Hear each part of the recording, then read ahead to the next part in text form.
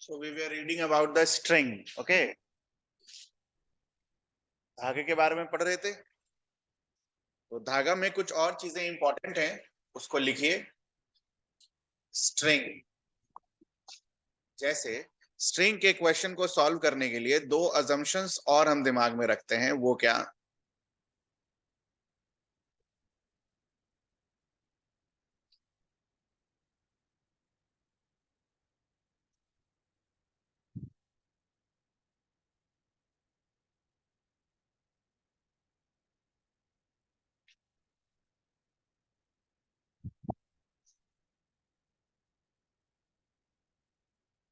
What are those assumptions related to string? पहला assumption है, ये जो string जो होता है that is inextensible। ऐसा नहीं कि आप खींचेंगे तो वो बढ़ता चला जाएगा, ठीक है? So string is inextensible। String is inextensible। String is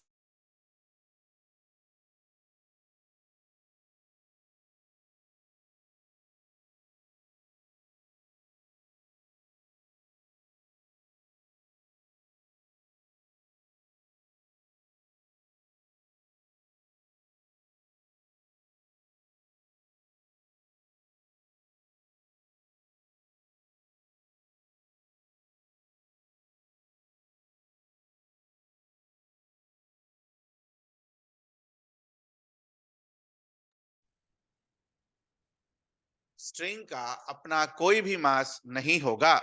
string is massless.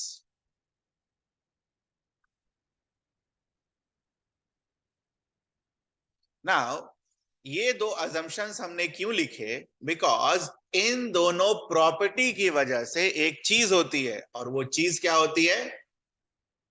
Draw करेंगे ये डायग्राम।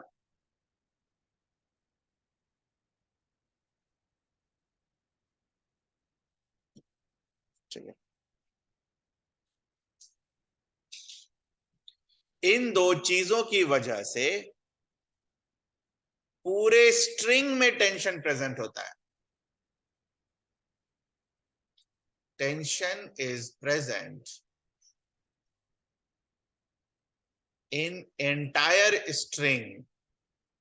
पूरे धागे में टेंशन प्रेजेंट होता है, ये दो चीजों की वजह से। वो दो चीजें क्या है? स्ट्रिंग इज इनएक्सटेंसिबल और दूसरा स्ट्रिंग इज मासलेस। तो इन दोनों की वजह से जो स्ट्रिंग में है, वो जो टेंशन वाला जो फोर्स है, वो हर जगह प्रेजेंट होता है। ठीक है, अब ये हर जगह प्रेजेंट होता है, उसका क्या मतलब है? Suppose this is point number 1, this is point number 2। ऐसे तो इनफाइनाइट पॉइंट्स हो सकते हैं स्ट्रिंग पर, तो हमें एक दो दो तीन पॉइंट्स पर हम बस खाली चेक करेंगे। पॉइंट नंबर 3, ठीक है।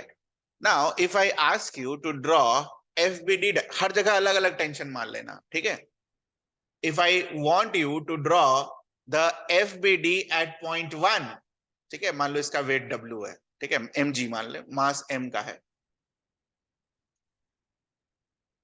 सिर्फ पॉइंट 1 पर एफबीडी बनाना है, कैसे बनेगा बोलो? तो स्ट्रिंग का force away from the string और ग्रेविटी का फोर्स डाउनवर्ड्स। और अगर ये इक्विलिब्रियम में हुए तो ऊपर का फोर्स और नीचे का फोर्स आपस में क्या होगा? इक्वल। तो T1 is equals to what? mg. Can you do this for point number 2 and point number 3? Do it. करिए।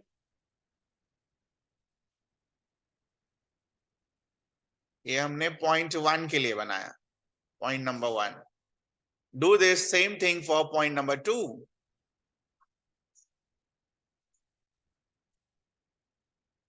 And do this same thing for point number 3.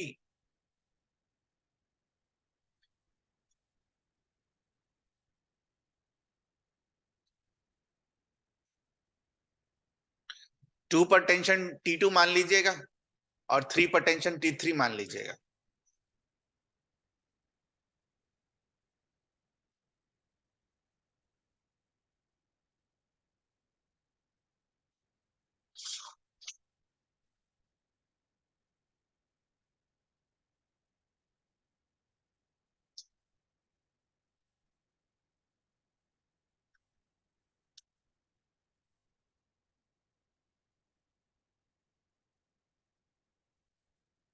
Done for point number 2.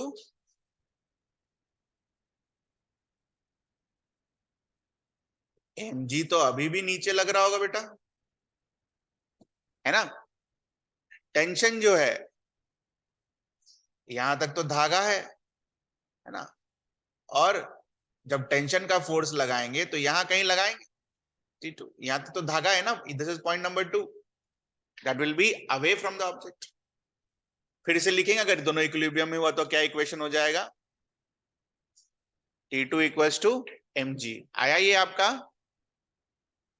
और point number 3 के लिए अगर same काम करें तो इसमें भी mg कहां होगा, नीचे, और धागा का पॉइंट नंबर 3 यहां है, तो इसको T3 मान लेंगे।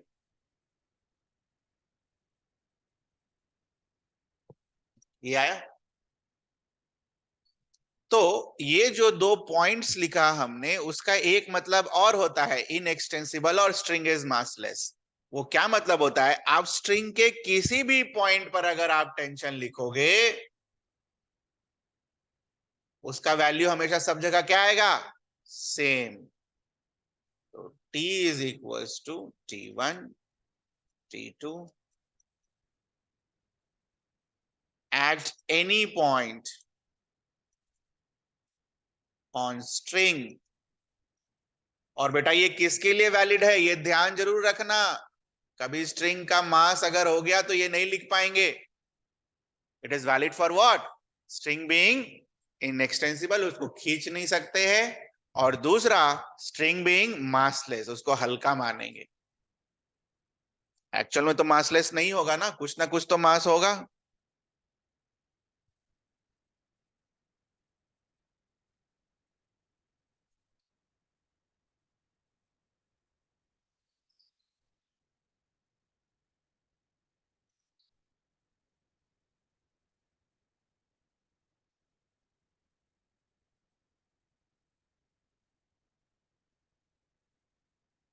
ओके। नाउ एक चीज और,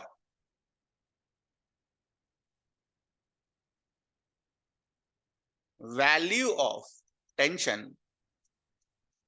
will change if there is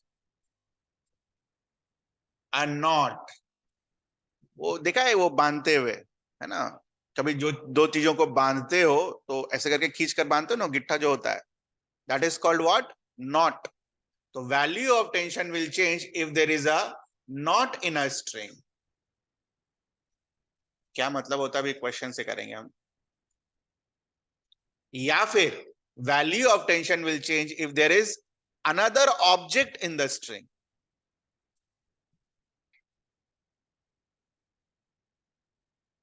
तो आई होप एक क्वेश्चन अगर आप रिमेंबर करें, ठीक है, ये वाला,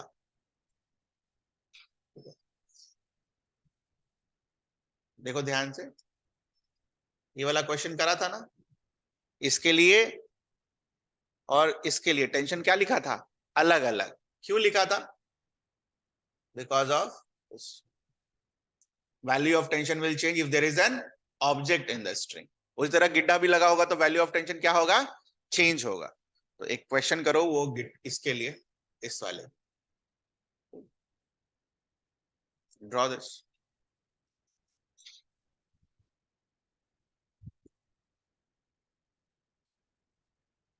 3 धागे इस तरीके से बंधे हुए हैं।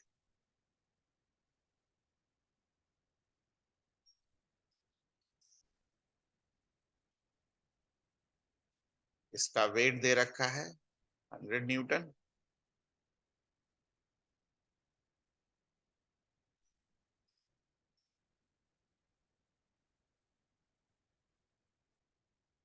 ए ओ बी,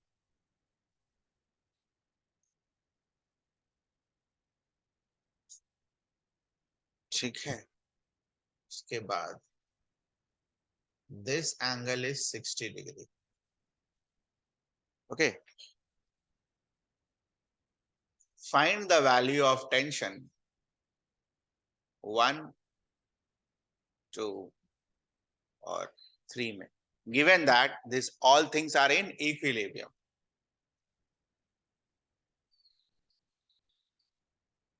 वेक्टर का क्वेश्चन है बेटा, बनाइए, कोशिश कीजिए।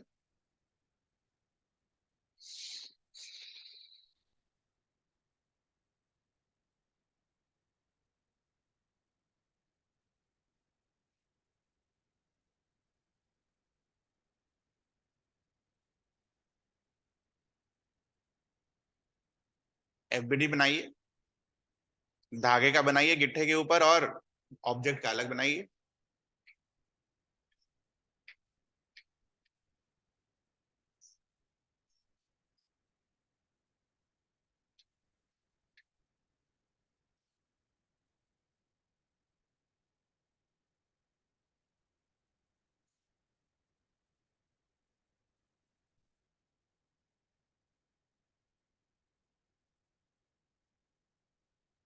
एचसी वर्मा में एक चैप्टर है इक्विलिब्रियम वाला, ठीक है, तो मतलब एक बार पुली वगैरह कंप्लीट हो जाएगा ना तो वो बना सकते हो। इक्विलिब्रियम वाला चैप्टर में कुछ नहीं, खाली वेक्टर लिखना होता है ना, जस्ट हो जाना चाहिए, फिर वो बना लेना, कोई डाउट होगा तो पूछ लेना, मैं मंगवा लूंगा एचसी वर्मा।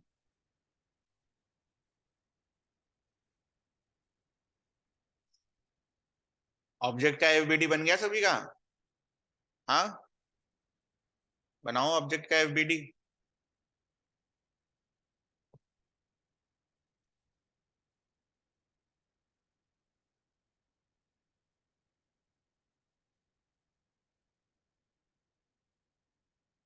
चेक करो ऑब्जेक्ट का एफबीडी सही बना या नहीं बना। ऑब्जेक्ट का एफबीडी बनाओगे तो 100 न्यूटन नीचे, और ऑब्जेक्ट से दूर जाता हुआ टेंशन का force, that will be T1। ये बना हमारा ऑब्जेक्ट का। अब इस नॉट के ऊपर बनाओ एफबीडी नॉट। अरे ऑब्जेक्ट तो बस खाली एक ही धागा से बंधा हुआ है ना, तीनों धागा से तो नहीं बंधा हुआ है, तो तीनों फोर्स तो ऑब्जेक्ट के ऊपर लगेगा नहीं। तीनों धागा से क्या बना हुआ है? ये नॉट। नॉट पर एफबीडी बनाओ। नॉट को मान लो एक मासलेस ऑब्जेक्ट है, नॉट को मान लो एक मासलेस ऑब्जेक्ट है, ठीक है, एक कर देते हैं, रुक जाओ। नॉट अगर एक मासलेस ऑब्जेक्ट है तो इससे दूर इधर एक टेंशन लग रहा होगा, T3, दिख रहा है हमें? इससे दूर एक टेंशन लग रहा होगा जिसको हम क्या बोलेंगे? T2। और इससे दूर एक टेंशन लग रहा होगा जिसको हम क्या बोलेंगे? T1। अब ये वाला T1 और ये वाला T1 बराबर कैसे हुआ? धागा तो एक ही है, धागा तो नहीं बदला ना। ये वाला धागा आप ऐसे बनाओ चाहे ऐसे बनाओ, धागा तो वही है। तो धागा अगर वही है तो उसमें टेंशन क्या होगा? T1। ठीक है ना। नेक्स्ट इज इसको इसको अगर इधर और इधर तोड़ लिया जाए तो काम बन जाएगा? बोलो। T3 को अगर इधर उधर करके तोड़ लिया जाए किसी तरह तो काम बन जाएगा, एक्स और वाई मिल जाएगा T3 का, उसका काम बन जाएगा। कैसे टूटेगा? तो ये है मैथ्स। ये अगर 60 डिग्री है, ये परपेंडिकुलर है, तो ये वैल्यू क्या होगा बेटा? बोलो। 60 डिग्री ऑल्टरनेट एंगल। अब टूट जाएगा आराम से। इधर वाला T3 क्या होगा? T3 cos 60, जिसके ऊपर गिरेगा वो cos, और थीटा से अवे जो लिखाता है वो क्या लिखाता है? T3 sin 60। ये समझ में आया आपको T3 को कैसे तोड़ेंगे? ठीक है, बस हो गया काम। तो T3 को जब हमने तोड़ लिया है, अब एक्स वाई में कंपेयर कर लो। बताओ, एक्स पर प्लस डायरेक्शन में क्या लिखा हुआ है? बोलो। T3 sin 60 will be equal to what? X के नेगेटिव में क्या लिखा हुआ है? T2।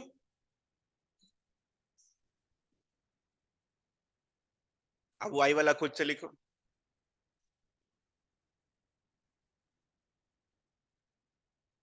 लिखो खुद से।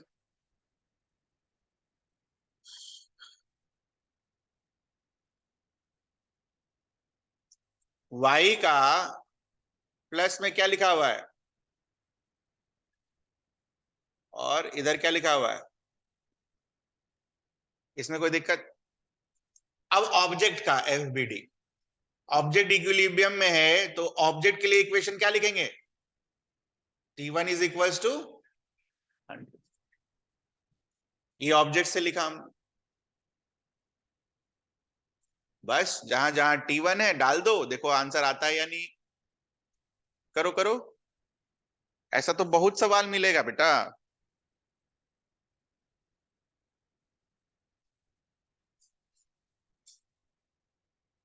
भर भर के होगा, ऐसा ही सवाल होगा हर जगह HC वर्मा में। ठीक है, कभी बंदर पूंछ पकड़ के लटका हुआ होगा, कभी धागा होगा ना, पता नहीं बंदर पूंछ वाला भी रहता है या नहीं रहता है। देखा आपने? नहीं देखा, कोई बात नहीं, ये हो जाने तो अभी मत छूना, ठीक है, मैं बोल दूंगा तब उठाना उसको बनाना, अभी पहले परेशान हो जाओगे। डन। तो यहां देखो T1 का वैल्यू यहां डाल दें हम, यहां पर डाल दें T3 cos 60 is equal to what? T1, T1 का वैल्यू कितना आया? 100। This implies what? T3 का वैल्यू कितना आएगा? 200। 200 आया सभी का? अच्छा, T3 अगर 200 आ गया तो इसको उठा के पहले वाले में रख सकते हैं, बोलो क्या आएगा? 200 into sine 60 is equal to T2। क्या आएगा आंसर T2 का? 100√3 न्यूटन। समझ आया कैसे करना होता है? अब इन इक्वेशंस को ध्यान से देखना, ये जो तीन इक्वेशंस हमने लिखे ना, इनको ध्यान से देखना, ये वेक्टर लिखा हुआ है। कैसे वेक्टर लिखा हुआ है देखना ध्यान से, धागे के लिए, नॉट के लिए देखो। T3 साइन 60 क्या है? प्लस आई कैप है। T2 क्या है? माइनस आई कैप। तो हमने क्या लिखा? T3 साइन 60 माइनस T2 आई कैप। अब बोलो ये क्या है? T3 cos 60 क्या है? J cap. लिख लो, लिख लेना, रुक जाओ एक मिनट। T1 क्या है? Minus J cap. तो ये क्या लिखा हुआ है?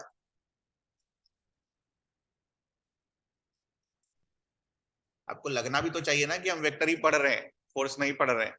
अब बताओ, नेट फोर्स के केस में हमने लिखा ना बॉडी इक्विलिब्रियम में है, नेट फोर्स के केस में क्या करते हैं? इसको जीरो से इक्वेट करते हैं, इसको जीरो से इक्वेट करते हैं, क्या सेम इक्वेशन आया? देखो तो, इसको जीरो से इक्वेट करोगे तो क्या आएगा? T3 sin 60 is equal to T2, T3 cos 60 is equal to T1। तो वही कर रहे हैं बेटा, बस डायरेक्ट लिख दे रहे हैं, एक्स डायरेक्शन का एक साथ, वाई डायरेक्शन का एक साथ, थोड़ा फास्ट हो जाएगा और क्या। या तो आई जे करके लिख लो, कभी गलत नहीं होगा, बेसिक तरीका यही है, थोड़ा समय एक्स्ट्रा लगेगा। या तो डायरेक्शन देखकर लिख लो जब इक्विलिब्रियम में है तो, कभी गलत नहीं होगा।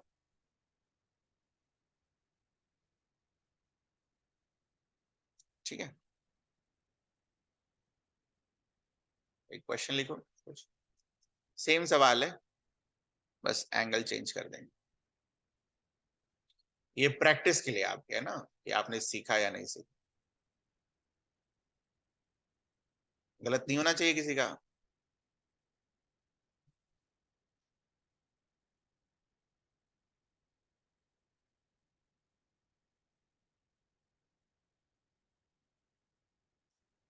करो, सेम क्वेश्चन, थोड़ा चेंज किया बस, और क्या, एंगल वैंगल चेंज कर दिया। This is 1, this is 2, this is 3। तीनों में टेंशन बताओ कितना आएगा? डायरेक्ट लिखना, आई कैप जे कैप छोड़कर, जैसे मैंने अभी किया वैसे।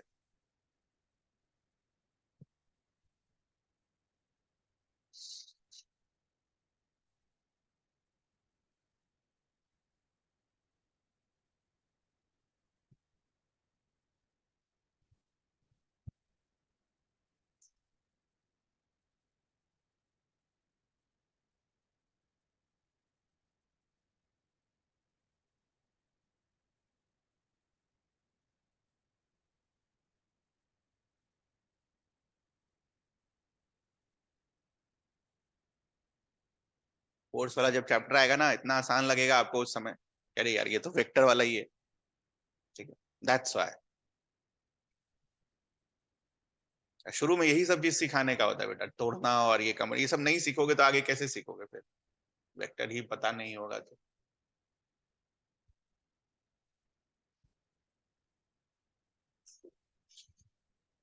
ठीक है, तो एक महीना और आपको हम धीरे पढ़ाएंगे, 20-21 जून तक।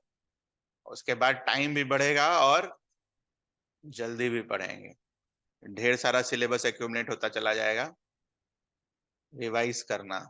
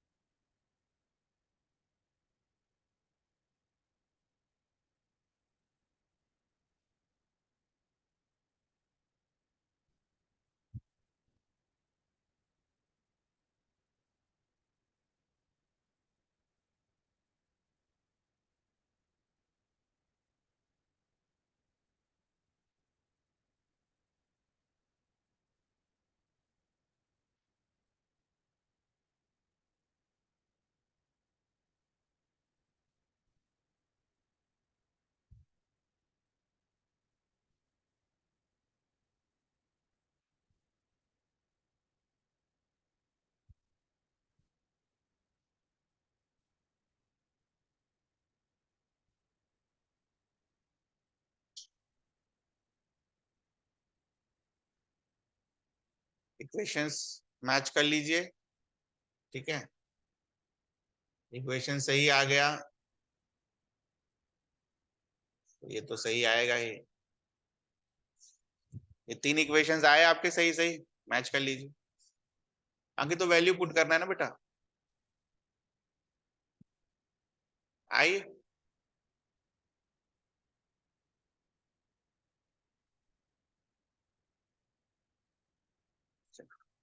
इक्वेशन सही सही आया सभी का। चलिए नेक्स्ट क्वेश्चन। इक्वेशन सही सही लिखिए। ठीक है, बाकी सॉल्व आप घर पर कर लीजिएगा, थोड़ा टाइम बचाएंगे हम। या कर लो, ये वाला सॉल्व कर लो इसके बाद।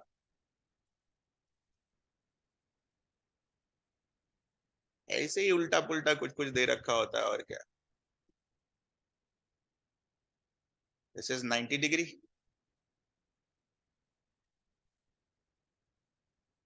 And this is W. अब डब्लू का वैल्यू नहीं दे रखा।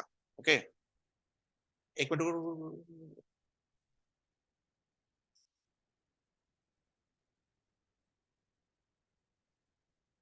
दिस इज डब्लू, टेंशन निकालो। 1 2 3 and this angle is 30 degree. तीनों स्ट्रिंग में टेंशन निकालो, करो।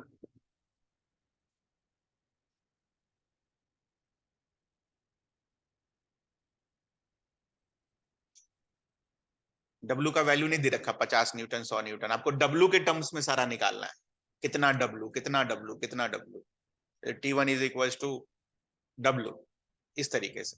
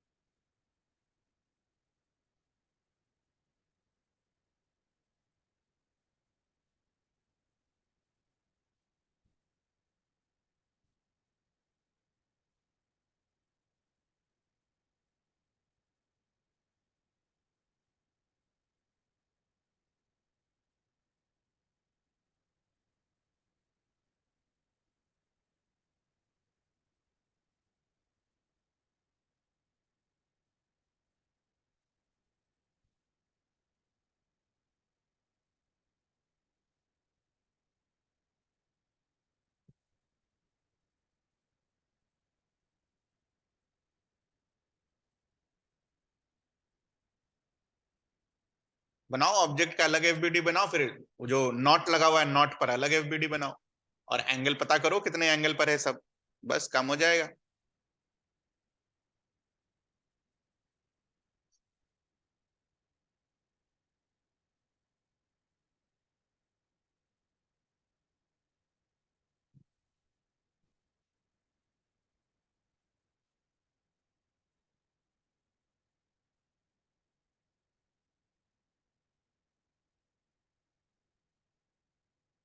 ऑब्जेक्ट का तो एफबीडी बनी गया होगा। डब्ल्यू फोर्स नीचे और T2 ऊपर, बना। इक्वेशन भी लिखा गया होगा, T2 is equal to what, W, तो T2 का वैल्यू मिल गया, T2 is equal to what, W। अब W 10 न्यूटन दे रखा होता तो क्या वैल्यू होता है, 10 न्यूटन। वैसे ही T1 और T3 का लिखना, वो तो मैथ्स है उसके बाद।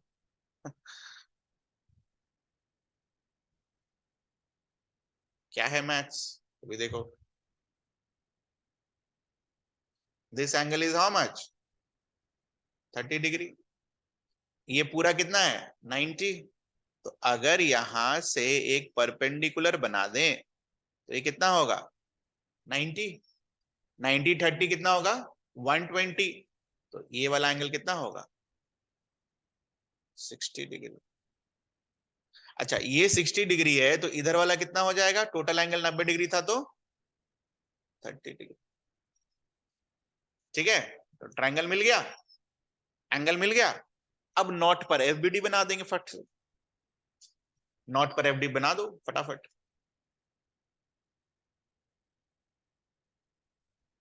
कैसा बनेगा, ऐसा, इधर क्या है T3, और ये वाला एंगल कितना है 60 डिग्री, इधर क्या है T1, और ये वाला एंगल कितना है 30 डिग्री, और ये क्या है T2। तोड़ लो, पिछले बार खाली T3 को तोड़ा था, इस बार T3 को भी तोड़ना होगा और T1 को भी तोड़ना होगा, तोड़ो एक्स वाई में।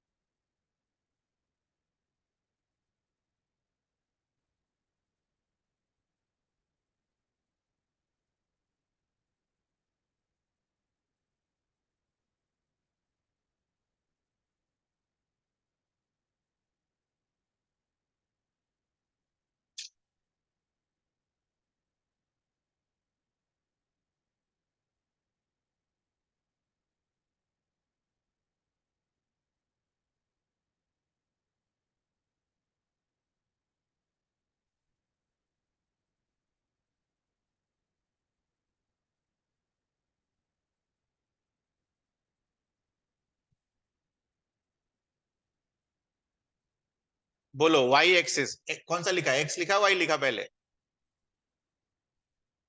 अच्छा लिखो दोनों फिर देखते हैं।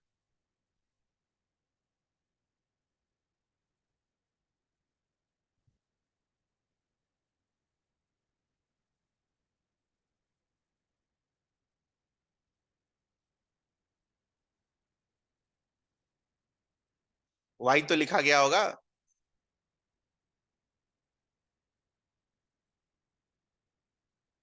बताओ पॉजिटिव वाई में क्या क्या,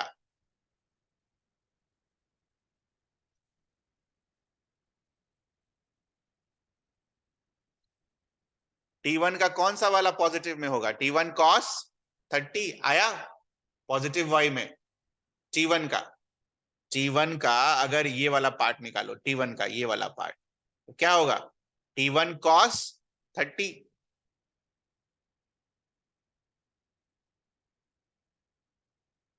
T3 का पार्ट निकालो वाई में, क्या होगा T3 कॉस 60, ये प्लस वाई में लिख दिया। अब बताओ माइनस वाई में क्या है, माइनस वाई में क्या बचा T2, तो इसका मतलब इन दोनों का वैल्यू किसके बराबर होगा 62। ये आया आपका इक्वेशन। अब एक्स एक्सिस पर बताओ, बताओ पॉजिटिव एक्स एक्सिस में क्या है? T3 sign 60।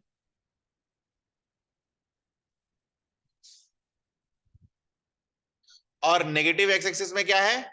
T1 sign 30।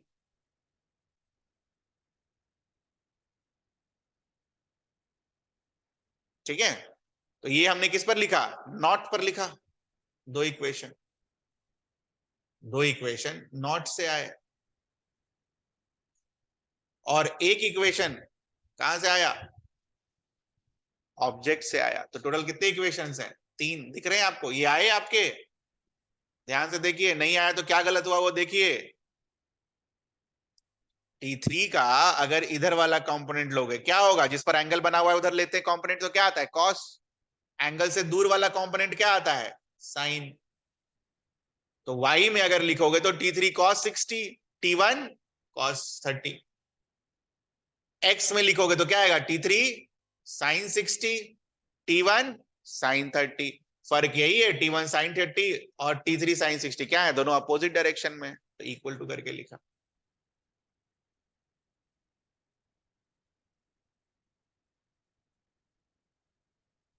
Vector कर रहे हैं बेटा, अपोजिट डायरेक्शन।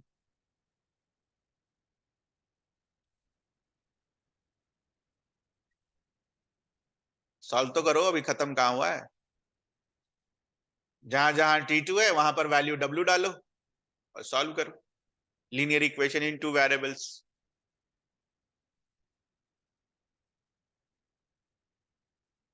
दिक्कत होगी वरना अगर हमने अब भी नहीं करेंगे तो।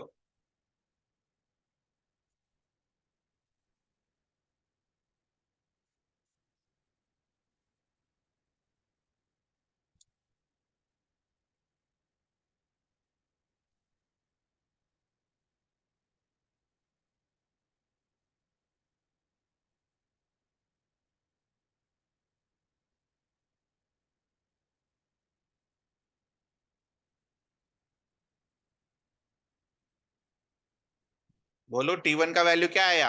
√3 टाइम्स T3 आया।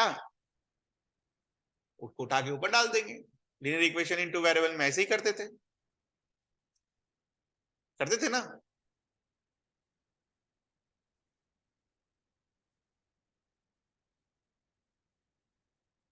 T1 का वैल्यू क्या आएगा? √3 टाइम्स T3, वहां डाल देंगे।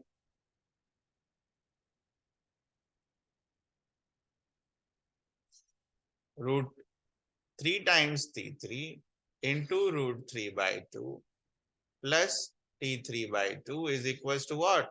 W। बोलो, √3 मल्टीप्लाई होगा क्या देगा? 3/2। इसको सॉल्व करते हैं यहां पर।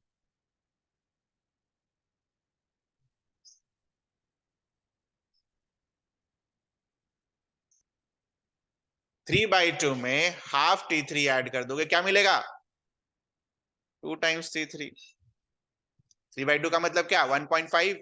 हाफ का मतलब क्या? 0.5 is equal to W। What is the value of T3? W by, ये आया।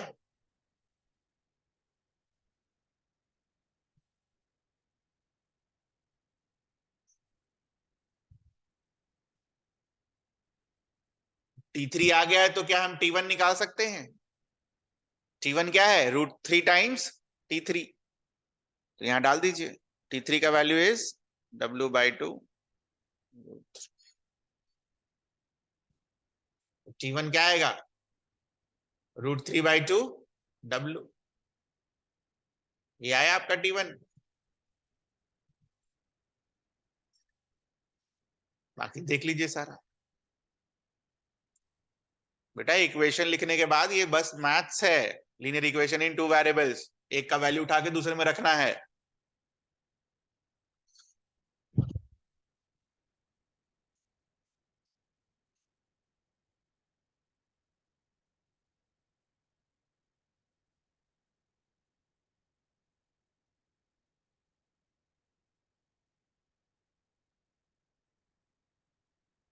इसी में एक क्वेश्चन और लिखो, यही सवाल है, सेम सवाल है। Find the value of W if T1 is equal to 10 newton. W का वैल्यू निकालना है।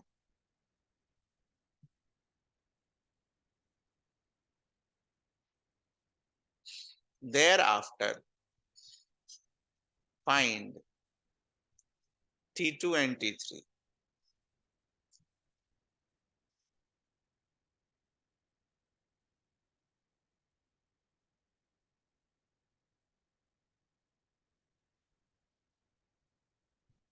आगे W, तो T1 और W में क्या रिलेशन आया था बेटा? W/2 into √3 is equal to T1, तो W/2 into √3 is equal to 10। What is the value of W? 20/√3 newton. What is the value of T2? T2 is equals to W।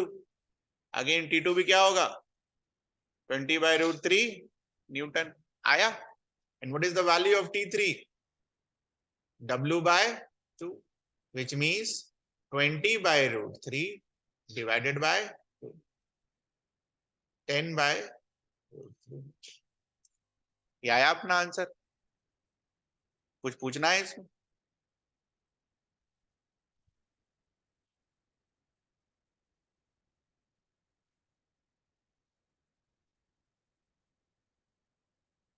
Next बेटा देखो, इस vector में मतलब अब मैं component तोड़ना सिखा तो दिया है, उसका एप्लीकेशन आप कैसे करोगे वो तो सीखना होगा ना यार।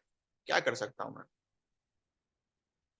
तोड़ना ही है और एक्स वाई में लिखना है, और क्या कर रहे हैं? कुछ तो नहीं कर रहे हैं उससे ज्यादा। Linear equation into variables use कर रहे हैं।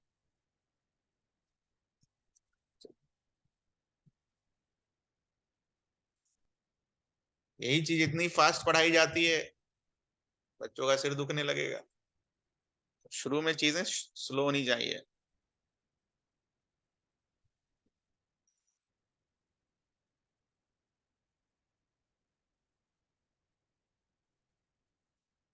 और जितना आसान आप समझ रहे हैं नीट जेई, उतना आसान होता नहीं है।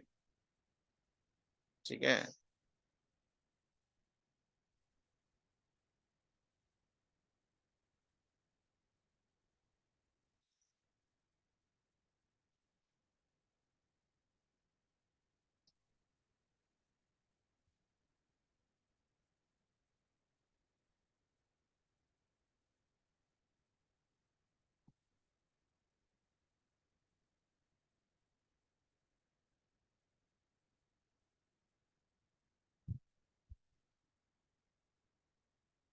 sin 37 cos 37 का वैल्यू बताया था मैंने आपको। हाँ,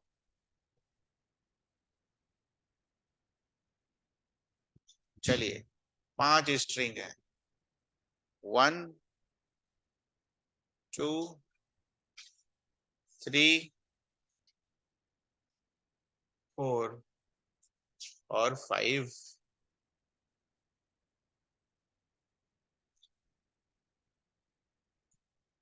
क्वेश्चन क्या है? सिस्टम इज इन इक्विलिब्रियम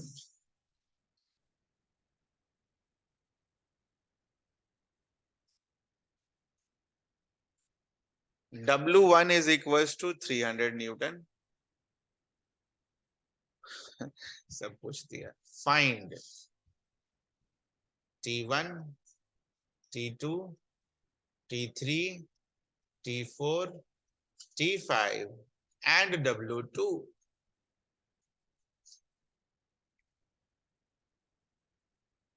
करिए। ध्यान रहे इस तरीके का क्वेश्चन को सॉल्व करते हैं जहां से चीजें दे रखी होती।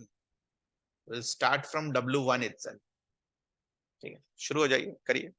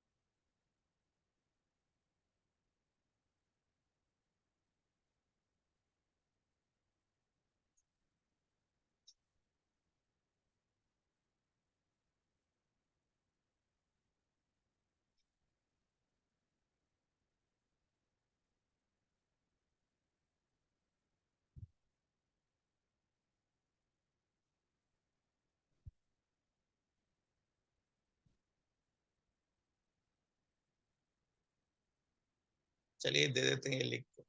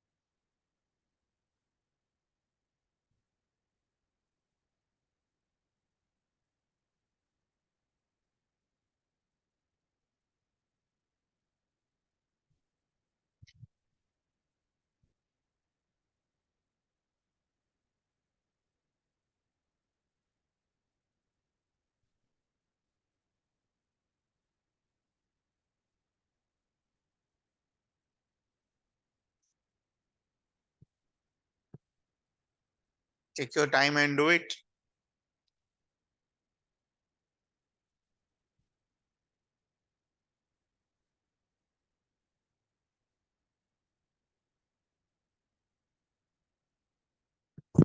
बेटा जैसे इसको करते थे वैसे ही सॉल्व करेंगे। दो नोट्स बने हुए हैं, तो पहले एक नोट को सॉल्व करेंगे फिर दूसरे नोट को सॉल्व करेंगे, आंसर आ जाए।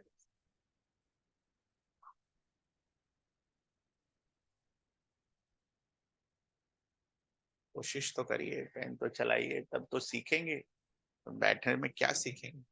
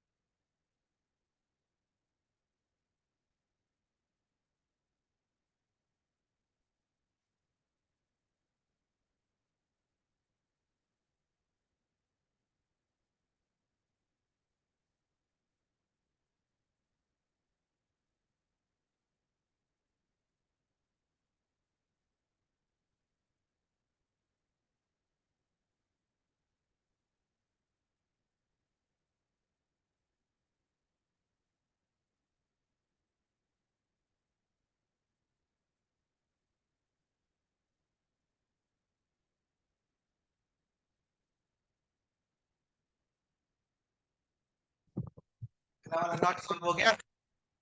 हाँ, दूसरा वाला छोड़ दिए, पहला वाला नोट सॉल्व करेंगे। ठीक है, तो पहला वाला नोट अगर हम सॉल्व करेंगे, नोट वन, तो नोट वन के लिए पहले एफबीडी किसका, ऑब्जेक्ट का। ऑब्जेक्ट का W1 कितना दे रखा है, 300 न्यूटन। और ऊपर क्या लग रहा होगा, T4, which means what, T4 is 300 Newton. ये आया, तो बेसिक है। ठीक, नेक्स्ट, नॉट वन पर इक्वेशन। तो नॉट 1 पर इक्वेशन लिखोगे तो this will be your T1, this will be your T4 and this will be your T2. This will be your 37 degree. Not पर इक्वेशन लिखते हैं, क्या लिखेंगे? T1 cos 37, ठीक है, T1 cos 37 इधर वाला किसके बराबर होगा? T2 के।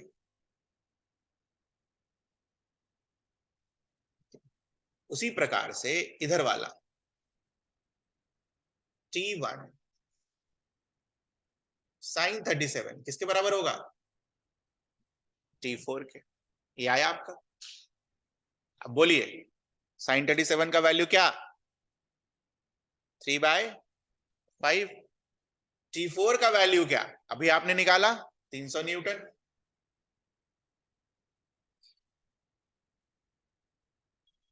तो T1 का वैल्यू क्या? 500 न्यूटन। आया?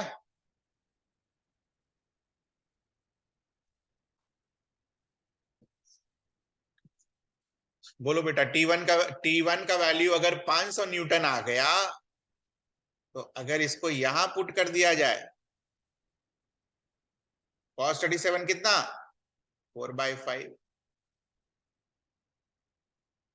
तो T2 का वैल्यू कितना? 400 न्यूटन। ये आया? देखो पहला नॉट सॉल्व हो गया। आइए, पहला नॉट सॉल्व हो गया। अब दूसरा वाला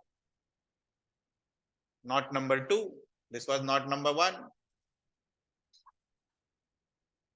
सेम ही चीज करना होता है यार, थोड़ी ना कुछ नया कर देंगे हम। क्या नया करेंगे? वेक्टर रिजॉल्व करना है। नॉट 2, बोलिए नॉट 2 के लिए नीचे क्या लिख दें? बोलिए T5 लिख दें। नॉट 2 के लिए राइट साइड क्या लिख दें? सेम स्ट्रिंग में टेंशन सेम रहेगा। नॉट 2 के लिए T3 लिख दें। और ये क्या दे रखा है? 53। तोड़िए T3 को, तोड़िए T3 को और बोलिए। बोलेंगे नहीं तो सीखेंगे कैसे? T3 का क्या? कॉस। T3 का कॉस और T2 आपस में क्या होगा? इक्वल। उसी प्रकार से T3 का क्या? साइन किसके बराबर होगा? G5। बोलिए T2 का वैल्यू क्या निकाला हमने? 400। What is the value of cos 53? 3/, तो यहां से T3 के लिए अगर हम सॉल्व करें तो क्या आएगा? 2000/3 न्यूटन। 5 उधर चला जाएगा तो 5 × 400 2000, 2000 डिवाइडेड बाय 3 न्यूटन। T3 मिल गया। बताइए sin 53 का वैल्यू कितना? 4/5। तो T5 का वैल्यू कितना? 1600/3 न्यूटन। ये आया? और लास्ट क्या बच गया? ऑब्जेक्ट 2। ऑब्जेक्ट 2 का FBD लिख देंगे। इधर क्या है? W2 और इधर क्या लगेगा? सेम धागे में T5। इसके लिए इक्वेशन क्या लिखेंगे? T5 is equal to W2 और उसका वैल्यू क्या आएगा? 1600/3। ये आया आंसर? इतना ही आसान है यार, बस कुछ नहीं किया, वेक्टर में खाली तोड़ते चले गए इधर उधर। अभी तो इक्विलिब्रियम वाला क्वेश्चन है, इसके बाद एक्सीलरेशन वाला भी आता है। तो एक्सीलरेशन वाला, इक्विलिब्रियम नहीं पता होगा तो एक्सीलरेशन वाला कैसे करोगे जब फोर्स वाले चैप्टर में पढ़ोगे?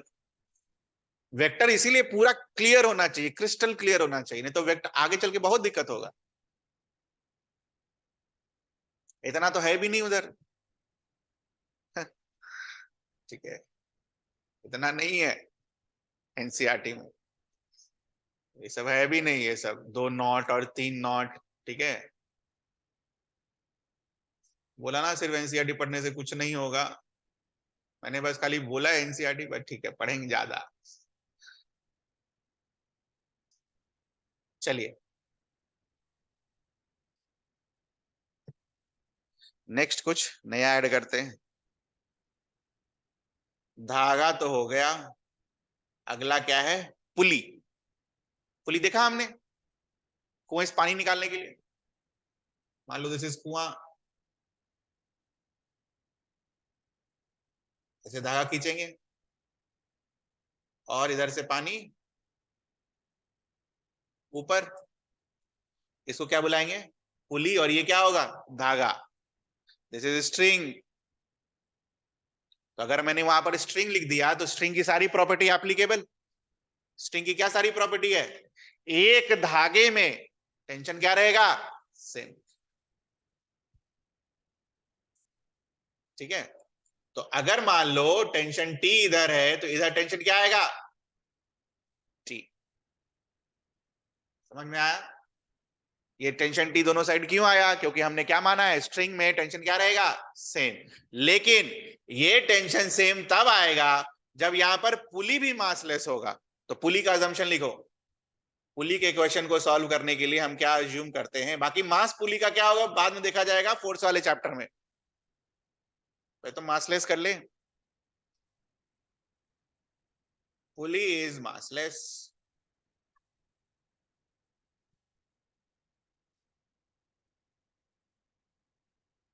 पुली इज फ्रिक्शनलेस।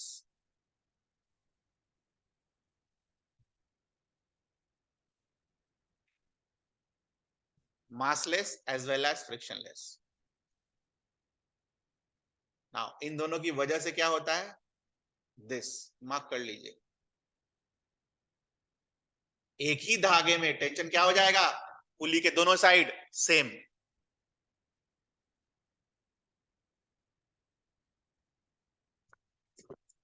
तो यहां लिख भी लेना यार। विथ दीज टू assumptions,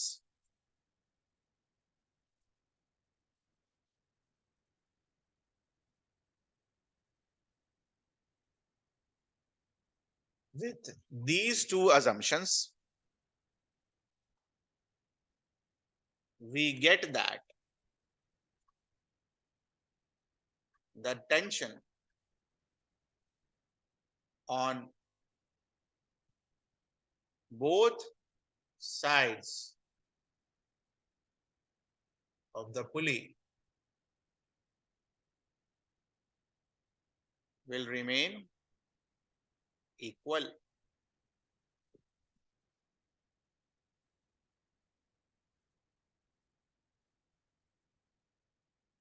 ठीक है, क्लियर है ये?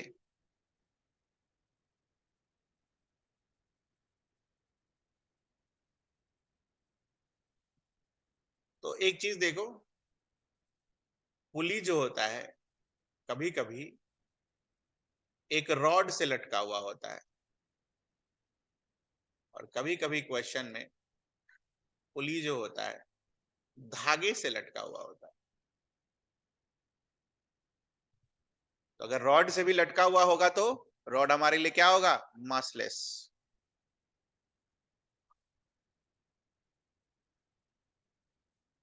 और धागा तो हमारे लिए मासलेस है ही।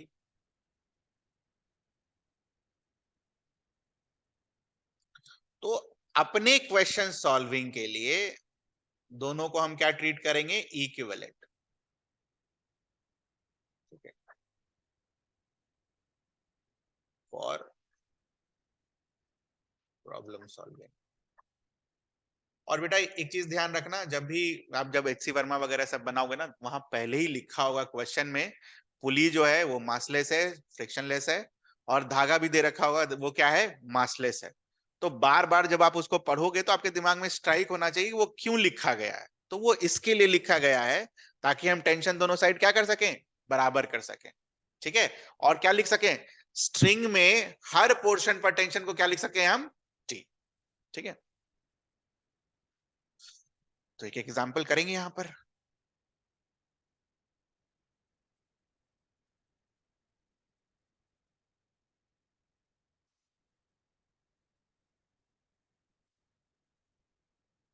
ऐसे एक पुली लटका हुआ है, धागे से इधर एक मास लटका हुआ है,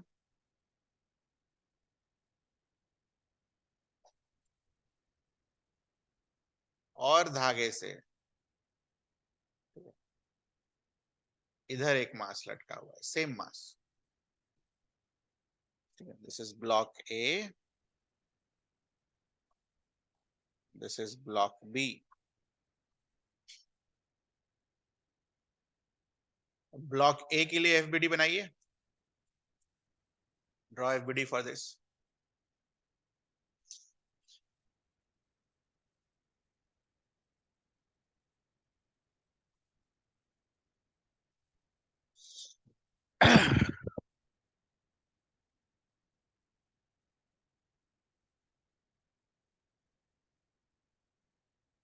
बन गया, सिंपल सा है।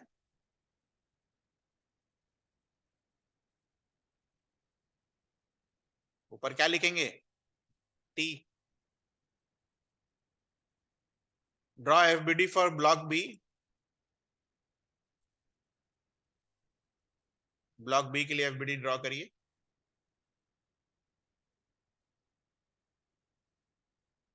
नीचे तो सभी का एमजी आया होगा, ऊपर क्या लिखेंगे बेटा, बोलिए। टी लिखेंगे, T1 लिखेंगे, T2 लिखेंगे, क्या लिख देंगे, टी होगा। अब इंपॉर्टेंट है कि क्यों टी हो गया, क्योंकि धागा क्या है, सेम। ठीक है, क्लियर है ये चीज। तो चूंकि धागा सेम था,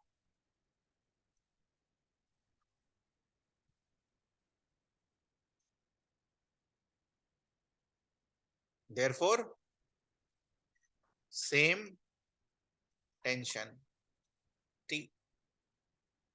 ऐसे करके एरो बना लीजिए।